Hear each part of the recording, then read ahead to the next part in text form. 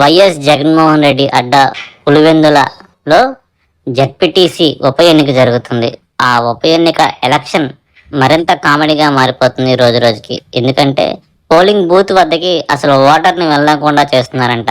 ఒకసారి వినండి వాళ్ళు ఏమన్నా. మేము మల్లికార్జునపురం సార్. పొద్దున్నే 7 గంటలకు పోతే వేసి రావాల ఓటు. మాకు ఇంటి దగ్గర పని ఉందని వచ్చినాం సార్. వాళ్ళ లోపలికి పంపించలేదు. 11కి రాపోండి, 9కి రాపోండి, రాకుంటే ఏం పోండి అని అంటున్నారు. మా ఊరోళ్ళని ఎవరిని పంపించలేదు.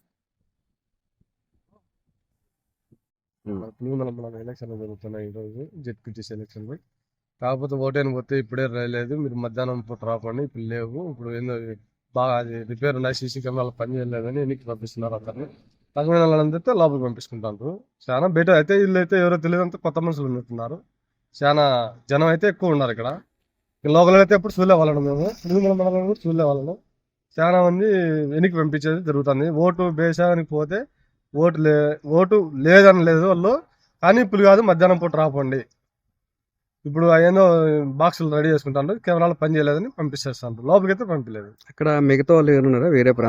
వేరే వాళ్ళు బయట నుండి వచ్చిన వాళ్ళకైతే మామూలుగా టౌన్ బయట ఉన్న వాళ్ళు ఓటర్లు ఎవరన్నా వాళ్ళు తగిన వాళ్ళ మనుషులు వచ్చి లోపలికి పంపిస్తుంటారు. పోలీసులు పంపిస్తుంటారా? ఎలక్షన్లు అంటే చాలా జరగడం లేదు, ఏదో వాళ్ళే చేసుకుంటారు. ఓటర్లను అయితే లోపలికి పంపించలేదు, చాలా ఇబ్బంది. అలా నీలాగా ఎంతమంది తిరిగి వచ్చారు వెనక్కి? మొత్తం అందరినీ పంపిస్తాండ్రు, ఎవరో వాళ్ళకి తగిన మనుషులు మాత్రమే పోతున్నారు, ఎవరే కానీ పంపించలేదు అసలు. అడిగిపోతే పోలీసులు ఏమంటున్నారు?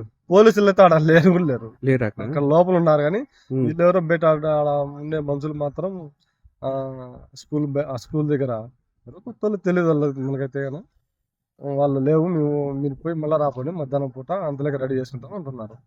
కొత్తగా వచ్చిన వాళ్ళ కొత్త వాళ్ళు.